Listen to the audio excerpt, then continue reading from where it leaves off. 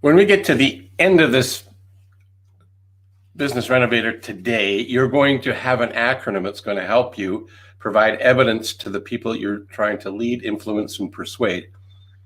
But before we jump into what that is, let's jump into my favorite book to start off the sessions with. And today's lesson tip quote is, successful people are always looking for opportunities to help others. Unsuccessful people are always asking, what's in it for me? Brian Tracy. So what we want to do is make sure we look at it from a point of view of what's in it for them. That radio station, W-I-I-F-M, what's in it for them?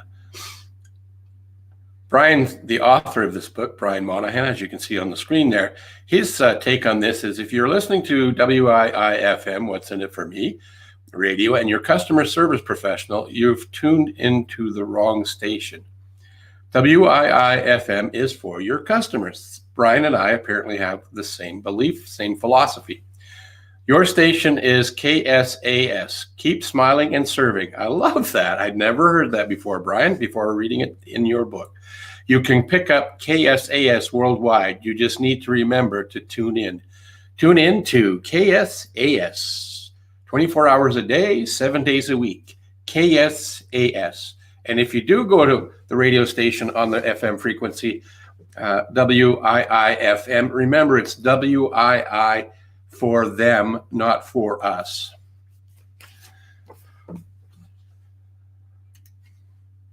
So I promise when you get to the other side of this, you're going to have an acronym that will help you remember to provide evidence to the people you serve, sell, and support.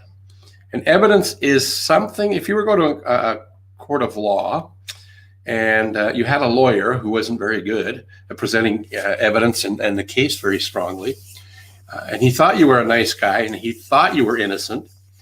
He didn't know for sure, but he thought he was because you told him you were. So that was enough evidence for him or her. And they approached the judge in the courtroom and told the judge, my client's a very outstanding person that has never even had a speeding ticket that we know of. And you should just let him off because, he's a nice guy. And as far as we know, he's never broken the law. Well, that probably wouldn't win any cases, wouldn't win any friends, and wouldn't influence people to let you off the hook. But what I'm going to share with you today is something that I came across many, many, many, many years ago.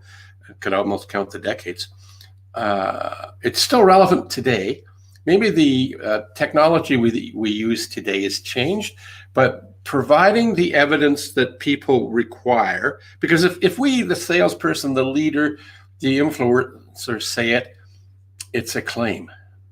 But if we can get the person we're talking to, our client, our prospect, our constituency, say it, then it's a fact. So to help them do that, there's another way. So I want to jump into the first part of this, which is D.E.F.E.A.T.S, D.E.F.E.A.T.S. And the reason it's the acronym there is to help us remember that there are 7 different tactics and strategies that we could leverage to help build our case. And the first one is you could demonstrate your product, your idea, your system, your solution, which would be an example of how what you're saying is the truth, that it's not a fib. You could do that. If you're selling a car, you could take them out for a demonstration ride.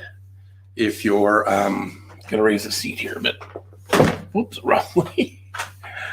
If you're not selling a car, maybe you're in real estate and you could show the features and benefits of buying a home in this neighborhood.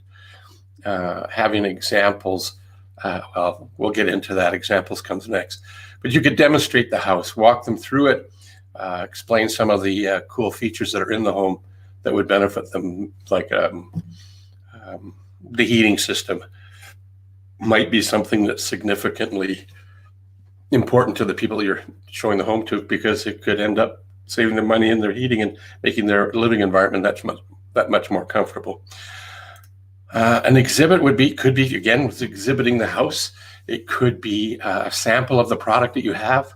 It could be a number of different things. So what I would encourage you to do is to come up with maybe 3 to 5 of each one of these examples that I'm bringing up. Facts. Now, this could be a white paper. It could be a brochure that comes from the supplier of the product and or the services that you offer, telling exactly what's being offered, dates, times, colors, sizes, those sort of things, weights, efficiencies, gains that are happening, factual information, not claims.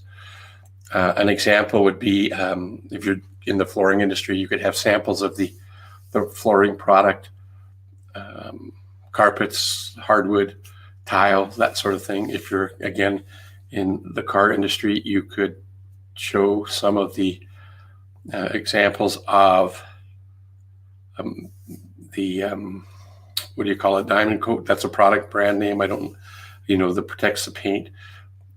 You could show a video which would give an example of what the gains are in that product.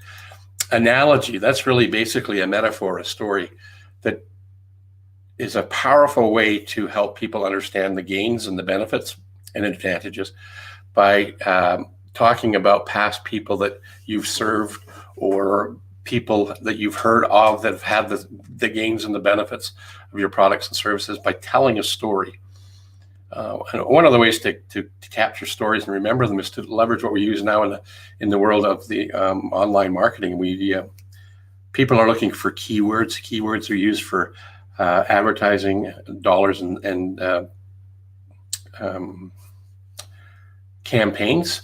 So if you were to take 2, 3, 4 keywords of all of the things that you've heard in the terms of a story and turn it into one, it would help a lot of people understand what's going on. So one of my favorite ones to talk about was in the days when I was actually selling new homes. It was in the fall and the sun was going to bed quite early, and the house was in the framing stage of the construction process, and no electrical, had not even in the rough-in. So even if the rough-in was there still wouldn't be any lights. So in order to show this particular home to the new homeowner that were considering this model, they wanted to see what it was like. So I needed to use a 9-volt battery. I think that's what it was. Big, massive thing. It wasn't LED like we have now. Anyhow, I tested the battery when I was at my show home, and lo and behold, it wasn't working. So I needed to go to a store and pick up another one. So there's a store in Canada that we used to have, and they sold them pretty much everything from A to Z. And I went in those days, the uniform was a suit and tie. And so I had a nice navy suit on, white shirt, and a red tie.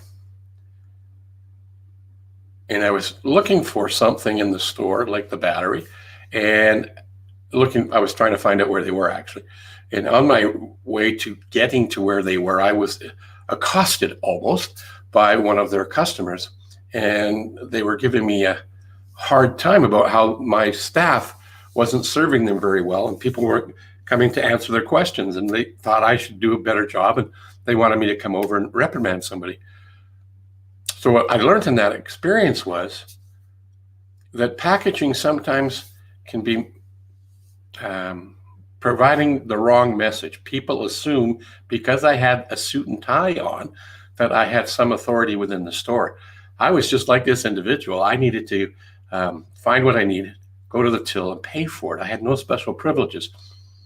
And why do I tell you that story? Well, in my current business, I'm in the sales, marketing, and mindset. So I can leverage that story and have on a couple of occasions to help people understand that when they're telling their message and sharing their story, to make sure it's relevant to the people they're speaking to.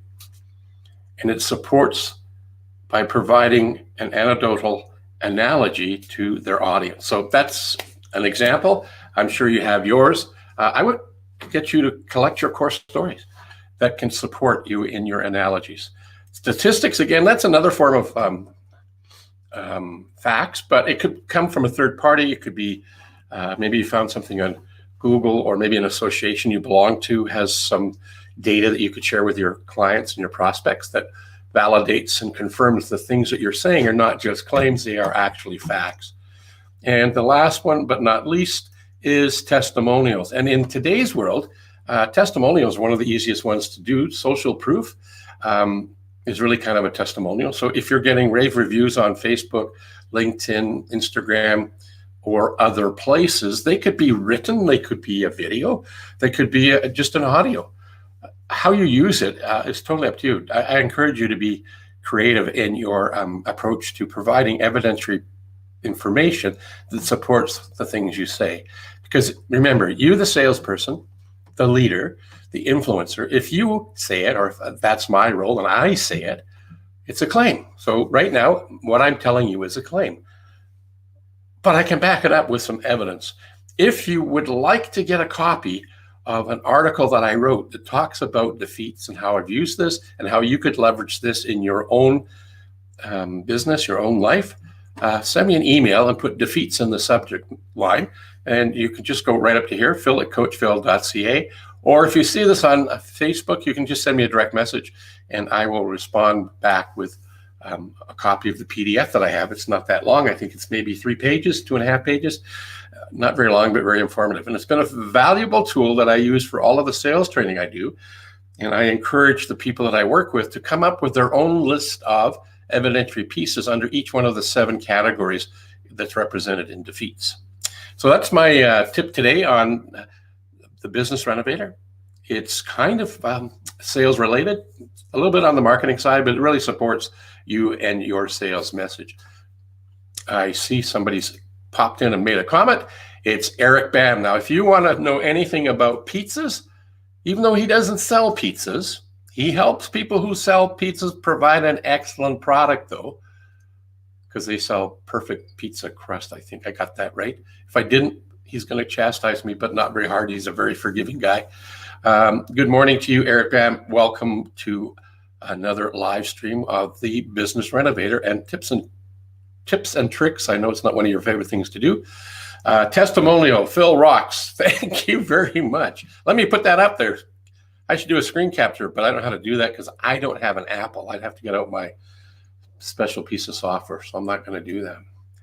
Anyway, this was just a short update as to something that you could use in your communication skills to help people out. So if you want a copy of it, shoot me an email with defeats in the subject line, or as I said, shoot me a direct message in Facebook or wherever you might see this. And if you see this on the replay, go hashtag replay.